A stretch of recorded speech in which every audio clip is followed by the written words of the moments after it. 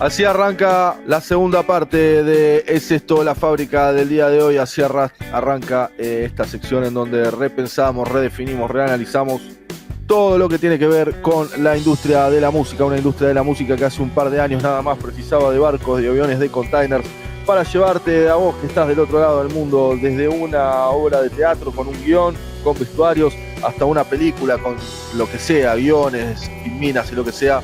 Y para hablar de todos estos cambios es que nos nutrimos de diferentes diálogos, hablamos con organizadores de festivales, productores musicales y músicos, muchos músicos, como es el caso del día de la fecha, donde nos vamos al Reino Unido para hablar con los amigos de News for Neptune que ya están conectados con nosotros. Hello, how are you? Are you listening me good?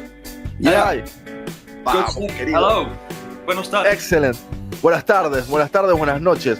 Okay, I'm gonna leave you with Raúl. He's a nice guy, don't worry. He's gonna make a weird questionnaire, a weird question, but you're not afraid, right? No, absolutely not. Excellent. Thanks for your time, for your support. We really love your music. I personally think that it's incredible. It's a crazy music. So I like that kind of music. Manu is a musician. He's a guitar player. I'm a bass player. Manu is living in Buenos Aires now, and I'm in Barcelona. So we are going to start with the interview. And we are really happy to meet you. That's true. Oh, I told you he was weird. No. We're really flattered to be speaking to you, so thank you. No, thanks to you. We are going to start with the interview. I'm going to make a little translation for the Spanish listeners. So please tell us your full name, where are you from, and how old are you? My name's Dave. I'm 37, and I live in New Brighton in Merseyside, in England. And I'm Craig, and I'm 39, and I live in Liverpool. Ok, estamos entrevistando a la gente de News for Neptune. Dave tiene 37 años, vive en New Brighton, y Craig tiene 39 y vive en Liverpool. And can you tell us which is your first memory of you listening to music? Ooh, wow. Shall I go first? Yep. Okay, I can.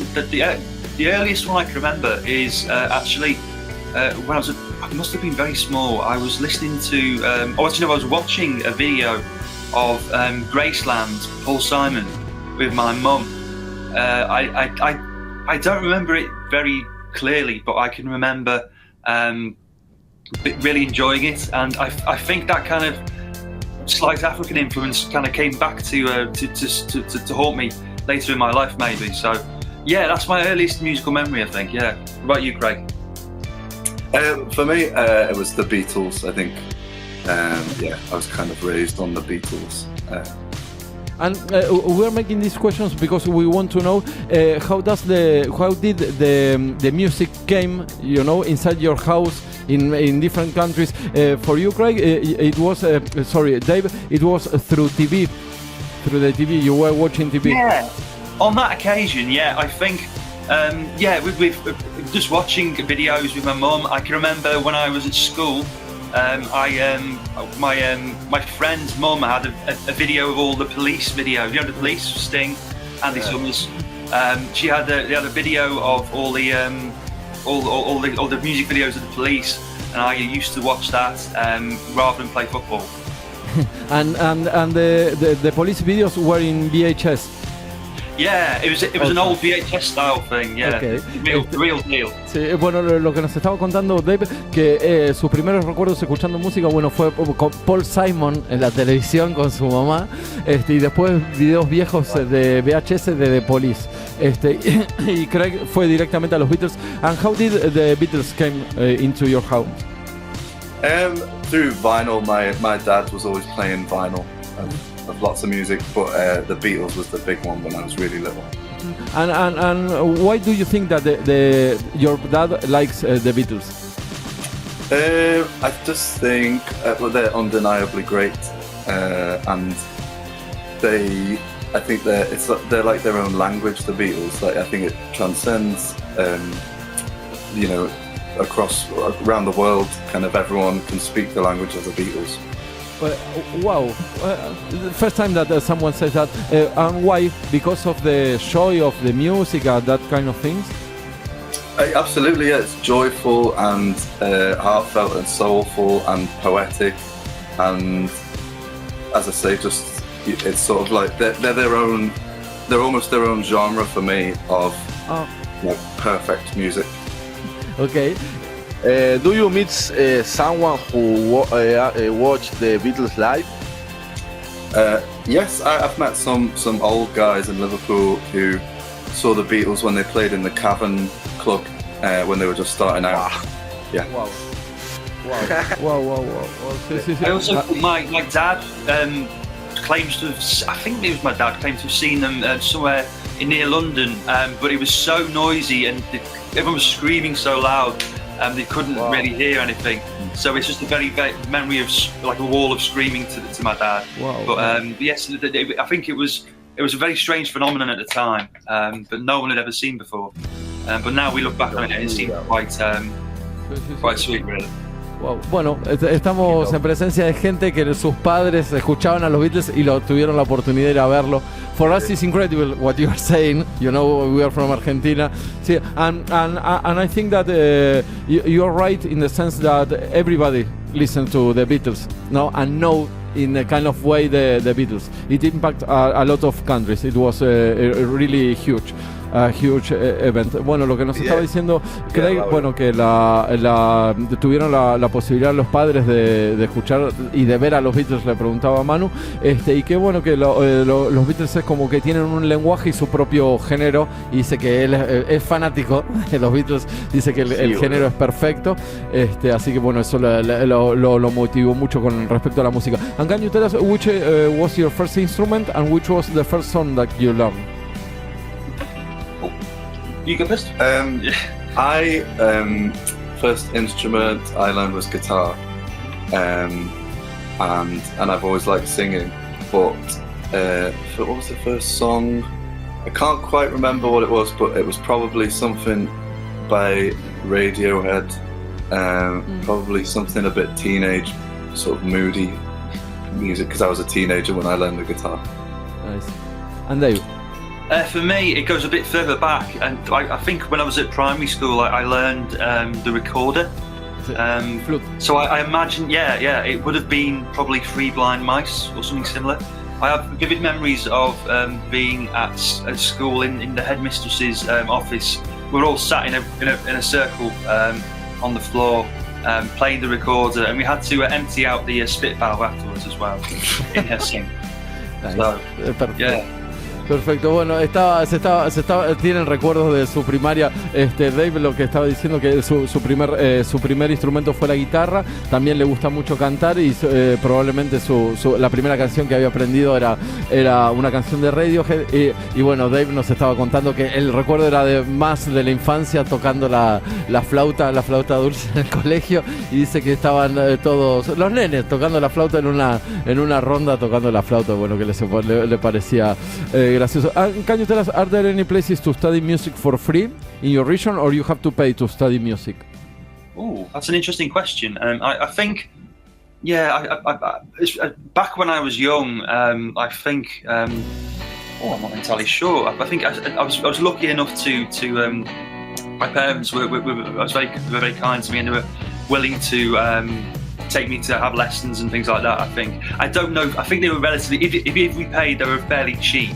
Okay. But I think there were some little classes in the summer when you were in school as well that you could attend at a local secondary school as well. There was some you'd have to pay for, but some as well you get for free. Yeah. Okay. So. Yeah, I think my mum paid for me to have. I think as far as I know, you pretty much always have to pay for music lessons around here. Yeah.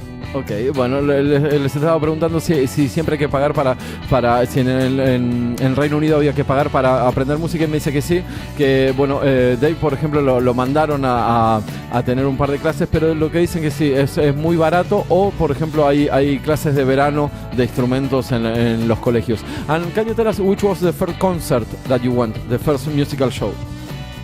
Oh, if you're talking about like a gig, for me it was Ian Brown at the Liverpool Royal Court. You know Ian Brown from the Stone Roses? Yes. Ian Brown. Ian Brown from the Stone Roses at the Royal Court in Liverpool in February 2002. You're a fan. You're a fanatic of Ian Brown. I was a huge fan in my teens. He slightly embarrassed himself in recent years with some of his statements, but I think it was one of the big influences in my teens, the Stone Roses. Definitely. Oh, yeah. Wow, absolutely. What about you? And sorry the question, but how do you think? Which kind of music do you think that are Stone Roses? Which genre? Oh, a genre. I suppose it's kind of. It's sort of psychedelic pop, kind of jangle pop, but it sort of, I think it had a little glow of its own certain magic to it, which is something that's hard to pin down and name, maybe. But yeah, for whatever reason, I fell in love with it when I was about 14, 15, around that age, and I was lucky enough to get to go and see him at the local venue as well. So that was great. Nice. And do you have friends in the school that listen to the same kind of music, or it was another kind of music? There were like tribes in your school. Oh yeah. Metal tribe, rock and roll tribe, and that kind of things. Yeah, something similar. Yeah. I think obviously in the UK there was a lot of the Britpop was a big deal. Okay. And even for a few years afterwards, it kind of, there was still that feeling of did you like it or you didn't like it, or did you like Oasis, did you like Blur, did you like Radiohead, all that kind of thing, which was a bit silly really, but yeah, it's like you say, there's lots of different camps, and you kind of had to choose which ones you like the best. Yeah, absolutely. Okay. And what do you think about that, Craig? Yeah, I totally agree. I mean, I grew up in a small town not far from Liverpool where there's lots of factories, and people were not very open-minded maybe, and I was obsessed with Radiohead when I was a teenager, which, as we know now, they're like a massive stadium filling band. But if you found someone else that liked Radiohead when you were 15, it was like, oh yeah, I found my people. It was like, you know, it was like the most niche, strange thing possible, but actually, obviously, it's not. And which kind of genre do you think is Radiohead? I guess they're like experimental rock music, maybe. Yeah. Oh, Tom York doesn't agree with that. Sorry, Tom York hate rock band. When you say Radiohead is a rock band, Tom York is he hates rock. That's what he said. Wow.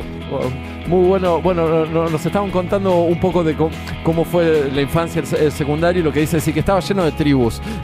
Lo que pasa es que justo agarraron los 90, boludo, agarraron los 90 en el Reino Unido. Debe haber sido una explosión. The 90s in the UK with the Britpop and that kind of things, it was crazy. The 70, Raulo, no, todo, los 80, los 70, the 82, the 72. No, we always fight about music with Manu because see, he's a great lover of the 70s music, and I don't like 80, 90. 80, 90. I only listen to 90s music, 90s and para adelante. Sí, I'm a space. I tend to think every decade has its great music, and every decade has its not so good music as well. So I think it's, for me at least, you kind of.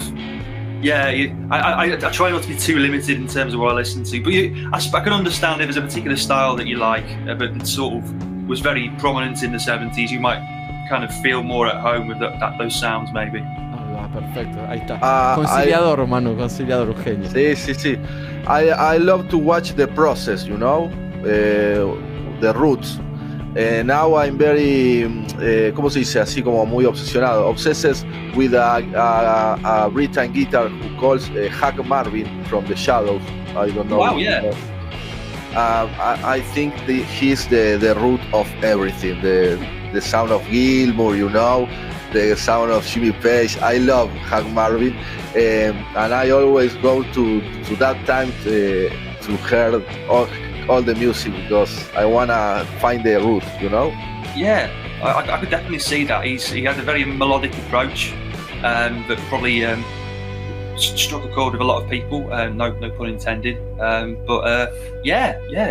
think he was a quietly influential figure. I would say definitely. The way he used the whammy bar. Yeah. It was like Kevin Shields 40 years early. Yeah.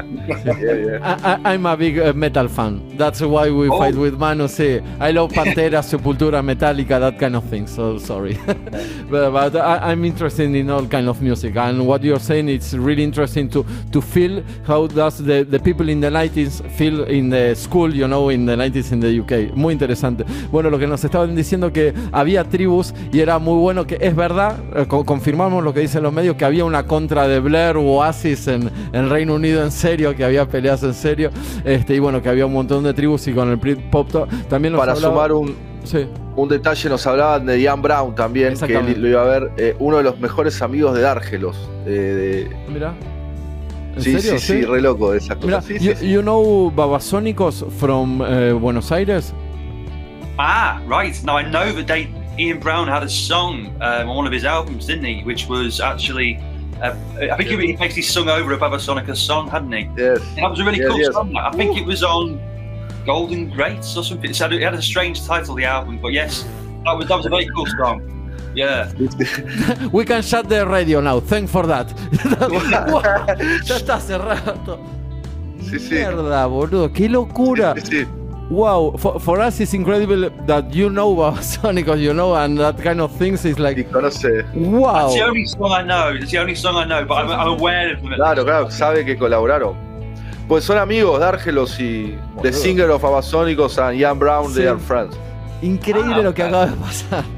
Tremendo. Bueno, ahí está. Eso, you know, music unite people. That is incredible. That is that is what we love. So we are going to start with the interview about.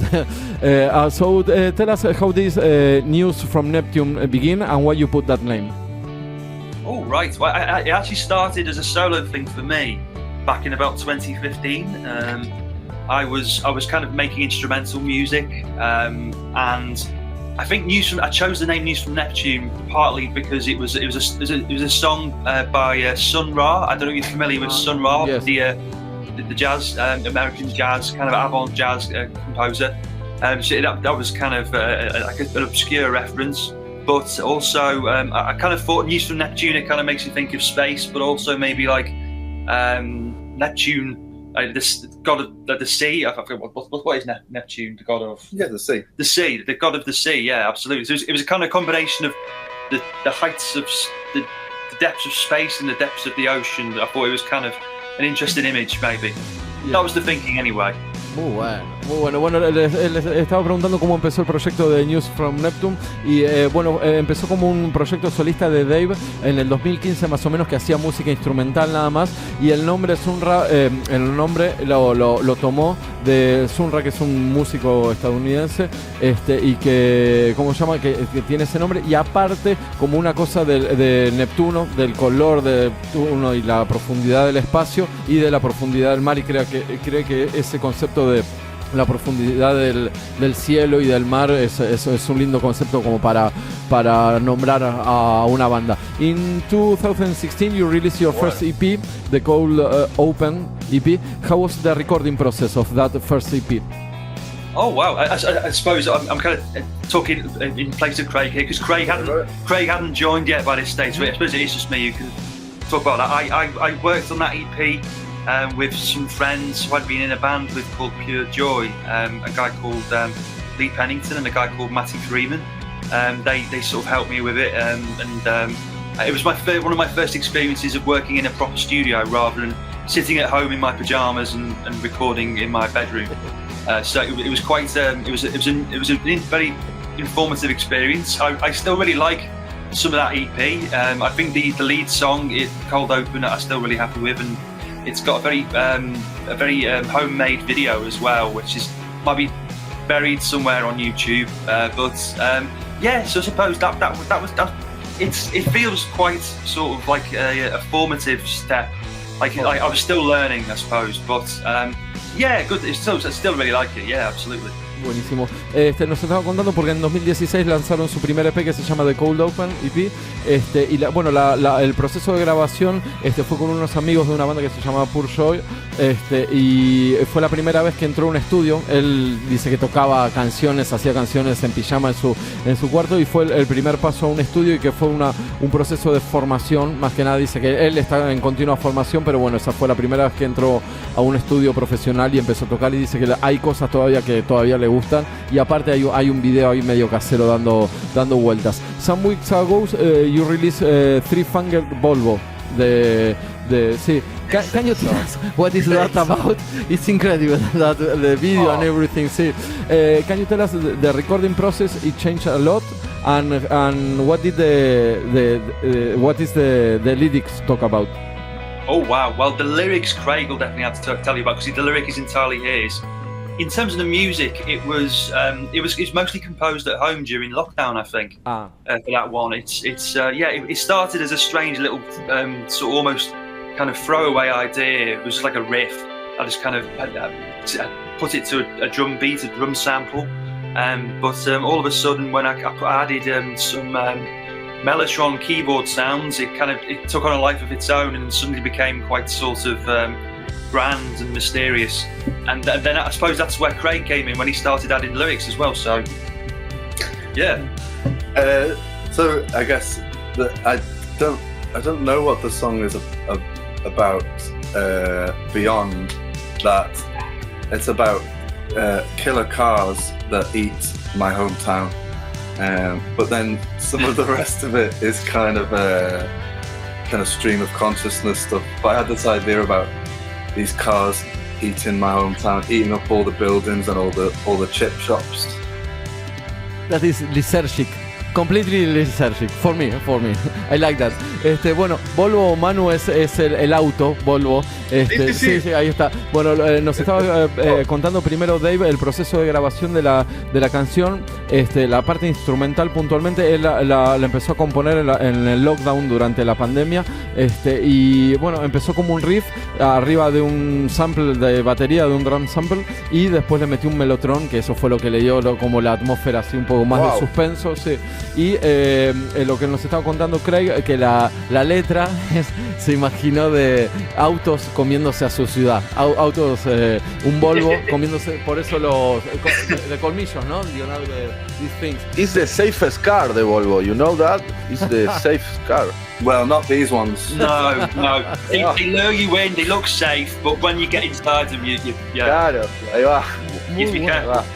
It's a trap. Yes. Do you have any composition process? Oh wow, it varies from different songs, from song to song. Usually, I mean, we've got an EP coming out quite soon called The Cars That Ate Witness. That's coming out in about probably at the end of October, start of November. It's the composition process for those songs. Some songs started with me on creating the music, and then Craig added lyrics. But then there's other songs where we collaborated a lot on the music as well. Craig's amazing and very unique in terms of his composition abilities, well, in terms of music as well as lyrics. So there's often there's certain songs where I think I couldn't have possibly come up with that. He sends me a demo over that sounds like it's sort of, how did he come up with that? And I try to add some guitar and beats to that, and we just see where it goes. So it varies, but it's always good fun. Okay. Yeah, we send each other things a lot. It's usually we send each other things back and forth and then add something. It's like, the surrealist game Exquisite Corpse, where they would do a drawing and fold it over and then you'd add to it. Like, that's kind of how our process has always worked. That is to be in a band, a duo, to complete the other part, maybe. It's beautiful. Totally. Sí, bueno, lo que nos estaba contando que generalmente empieza su manera de componer depende de cada canción, pero generalmente empieza con Dave con una base y después se la pasa para que le ponga letra Craig, o muchas veces también van combinando, se van pasando cosas uno a otro, y lo que nos estaba diciendo Craig, que es como un dibujo, que uno empieza un dibujo y otro le empieza a meter cosas y se lo van pasando. Sí, hermano. I have an idea for you guys, because I think you are a perfect couple to make a road movie about news for Neptune tour. I want to see that. That sounds tremendous. You have to make Craig that. does have filmmaking credentials as well. He's a filmmaker, as you can tell from the video. Okay. So maybe that's where it's going to lead us. Absolutely. Sí. Yeah. Sí. I see that. We want to know the back part of the things, you know. Yeah. Muy bueno. I really see you. Sí. I really You know, I came from metal and we always fight with Manu because I don't care about lyrics in the mainstream lyrics, the bands like Pantera, Sepultura. I don't mind about lyrics, and I want to know where does your inspiration come from? Because I think you have many poetic things. Maybe you read a lot or you listen to music. Where does your inspiration come from? Yeah, it's very kind of you. Thank you. Kind of from everywhere. I like to write down. Like I like overhearing bits of conversation people are having and things people say, and or other times, yeah, I read. I try to read a lot. I have a lot of stuff that lives in my brain, like Jorge Luis Borges. I'm probably murdering the pronunciation of that. Do you know that writer? No. Where is he from? I am not sure. I think he's Brazilian. Okay. And he writes a lot of metaphysical stuff. Okay. And you know, like Franz Kafka, like lots of things that are kind of absurd. And then lots of music. But I try not to get influenced by lyrics musically. And also Dave will send me a piece of music and challenge me to come up with a title for it sometimes, and then I'll come up with a title for it, and then the lyrics will just come from that. So it's based on just the feeling I get from listening to it initially. Okay, I have the same problem. I don't want to get inspiration from the lyrics from the mainstream, you know. I have the same feeling. Bueno, le estaba preguntando su manera, su inspiración, y lo que nos estaba contando, bueno, que Craig obviamente lee un montón de libros de metafísica y dice que tiene un montón de cosas en su cabeza, así como, bueno, nombró también a Franz Kafka y escritores brasileros. Y también una cosa muy interesante que a mí me pasa mucho, que se mete le gusta escuchar las conversaciones de los demás, lo que van hablando los demás, y escribe todo eso. Y otra cosa que hace que Dave, por ejemplo, le hace un challenge, o sea, le pasa una canción y le dice trata de meterle un título a esto, y a partir de ese título también componen un montón de cosas. Súper interesante lo que así es la música que sale, ¿no? También. Bueno. Sí. Manu, ¿tenés alguna otra pregunta? Por el vivo, vimos el show de la iglesia, siempre así, ¿cómo es eso? Sí, Manu is a fan of your show in the church, you know. He really likes seen that. videos. Wow, yes, that was a strange. Yeah. Oh yeah. Yeah. That was strange. That was strange. Yeah. Amazing that you've seen it. It was a fundraiser for the what's it for? For an immersive theatre show I was making with my wife. Yeah. And your show is always like that? We're not always dressed in nightwear, but that was a very special sort of video. My girlfriend Camilla, who does our artwork as well, she filmed that on her phone, and it was quite wonderful to sort of switch between seeing us on stage, Craig wearing a nightie, me wearing sort of jogging trousers, and then seeing all the audience kind of dancing very elegantly around the room. Yeah, absolutely. Yes, it's I'd love to tell you every gig's like that. They're not all like that, but if only they could be, we would definitely be very happy. Yeah. Excelente, les encantaría que sean así todos los shows. Muy bueno, muy bueno. Sí, pero bueno, decía que fue para una ocasión especial, y también nos habló Manu que Camila, su novia, es la que prepara todo el artwork, la parte de artwork. How do you produce the artwork for News from Neptune? Oh wow! Well, Craig, some of the earliest releases were done by Craig, who is among many things is an artist himself. But as I say, my girlfriend Camilla, she's a really great artist, and we kind of we didn't quite know what to expect at first, but she wonderfully surprised us with some brilliant work. I did a single initially under the alias Gordon Bennett, which she produced a beautiful artwork for, and then we asked her, can you try one for this as well? And it's a wonderful surreal bit of pop art that she's produced for this, and it's beautiful, really great. And as I say, it's I guess you'd have to speak to her. She's not here, sadly, but she's wonderful. She's a fantastic artist, we're really happy with it. It really fits the music as well of the EP. It's a perfect fit for that. Very surreal, slightly very kind of colourful and nightmarish, cartoony, that kind of thing. But as I say, Craig, prior to that, Craig was doing a lot of the artwork as well, which was kind of more collage based for a lot of time, I think, as well. But it's one of the many things Craig can do. Perfecto. Bueno, nos estaba hablando de la parte de... Tienen unas cosas que están fuera de género, totalmente de los géneros convencionales, que me encanta. Estaba hablando que la novia de Dave es una de las que compone, hace el artwork, y una de las cosas que nombró que le pega mucho al tipo de canciones que hace, porque habló de pop surreal. Bueno, o sea, claro, así sí, que perfecto, sí, queda muy bueno. Así que está la novia de él, de Dave, haciendo, y aparte Craig también tiene una manera de hacer arte que también influye mucho en la banda. Si te parece, Manu, sí, dale. Yo una pregunta más, simplemente ellos son de un lugar en donde la industria renace y renace. Si ellos sueñan con llegar al mainstream en algún momento o no es el plan. You know, for us in the UK, you have a lot of music industry that always is changing. Do you dream about being a main artist, or maybe not? I think, well, I suppose Craig came slightly closer than me with the previous band he was in. He was in a group called Lovecraft, which was slightly closer. I think you supported a band at the Shepherd's Bush Empire once, which to me is like the apex of kind of the height of how far you could get. I don't think we don't really aspire to be great stars anymore. We just kind of want to have fun. We want to express ourselves and surprise ourselves as well with our ideas, hopefully. So, but yes, I suppose you might have more to say. No, I just think we're happy just getting these ideas out of our brains and putting them out there. And if people like it, then great. But I don't think we want to necessarily support Ariana Grande at the O2 or anything. Oh, if she's asking, we're game. Yeah. No, it's okay. It's what it takes. No, muy bueno.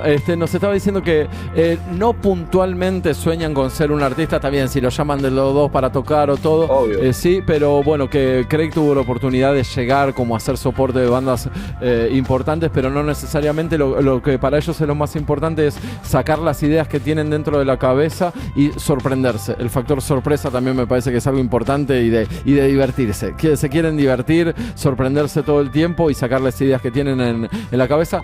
Only two more questions. I want to know when you start a song and then you make the artwork and the video. That's the final product. You know, sorry for that word. The product.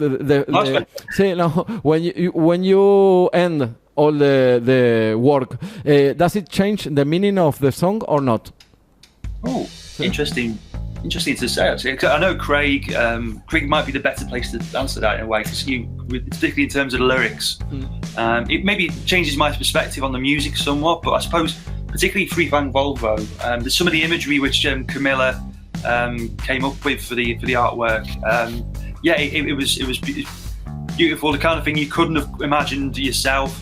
It probably changed the perspective. She knew the song going into it, but it also was really, really surprising and really, really sort of blew our minds in a different way as well. So, go on, Craig, you might have more to say there. I just feel like, I like the feeling of giving it over to everyone else and it not being your baby in the same way anymore. I like when it becomes completely open to everyone else's interpretation, and I like when you let go of it, really. And listen, what does the people talk about? About exactly, I love that, yeah. Perfecto.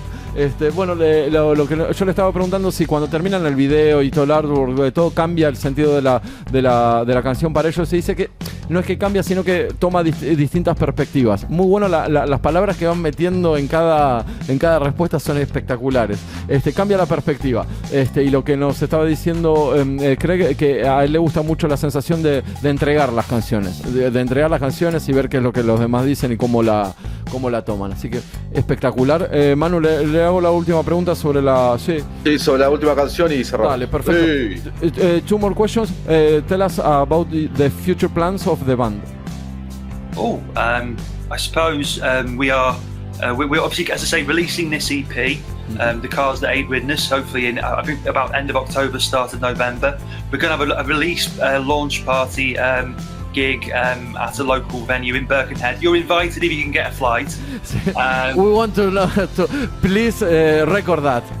Please. Yeah, absolutely. Yeah, we'll definitely try and film it. I think I know Camilla is very keen on filming our gigs, my girlfriend. So hopefully she can set up a camera somewhere in the room. There'll be that, and then after that, we also play in a band called Flower Show, which is doing a lot of recording at the moment as well. You might want to look us up on there as well. But that's a big focus at the moment as well. But we also have plans for News from Neptune in terms of eventually releasing further EPs and maybe even an album at some stage. There's we kind of maybe can think about going into more sort of maybe some slightly more experimental, more ambient kind of melancholy sort of sphere, maybe that kind of thing potentially for the album. Maybe it's but as I said, the EP we'll be releasing in October might be a surprise in some ways because it's quite varied. It's not all exactly the same as Fui Fang Volvo. And it's got swearing on it. It has, just to warn you, yes, there's some swearing in there. Okay. That's the problem. We can't get the radio people in decide to play it. Maybe with a beep in the middle of the song. We tried that. We tried sending it to our local radio station, but with the sound of a car screeching on the road where it says the swear word. We tried to do that, but they haven't come back to us yet, so we'll wait and see. Fingers crossed. Excelente lo que acaban de decir, Manu, sí. Que el EP que van a sacar tiene un montón de puteadas y que no se lo aceptan en la radio local y le trataron de acaba de sonar. Excelente. Y sí, you are going to be played here. Don't worry about that. So that is fantastic. Excelente. Y no se lo aceptan en la radio local y le intentaron de poner el sonido de los autos en el medio de las puteadas, pero bueno, que no sonaba tan bien. Lo que nos estaban diciendo, bueno, que en octubre, en noviembre van a sacar el EP, bueno, con un montón de puteadas y van a hacer una fiesta de presentación que esperemos que la filmen y que nos la muestren. Y también tienen otro proyecto que se llama Flower Shower, que están trabajando mucho en eso y que probablemente tienen una data de música y probablemente el año que viene saquen un álbum también de News from Neptune más experimental y un poco más ambientado, así que bueno, están trabajando a full y es una gloria. Muy bueno. Sí. Now to finish the interview, we are the proof that we can do an interview without talking about Oasis, and I wanna congratulate us for us.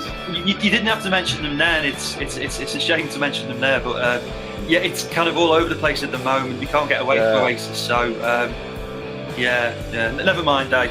Perfecto. Sí. Bueno, ahí confirman otra cosa también, que debe ser insoportable estar en el Reino Unido y están todos hablando de Oasis.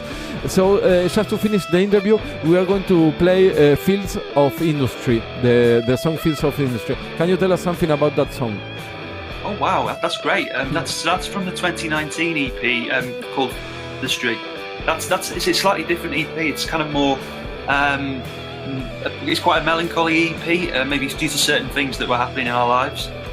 It was quite informed by artists like The Flaming Lips, Robert Wyatt, Scott Walker. Artists like that were quite prominent at that time. I suppose the lyrics were very key in terms of Craig. Craig knows best what they were about. I think they were informed a lot by his childhood in Widnes.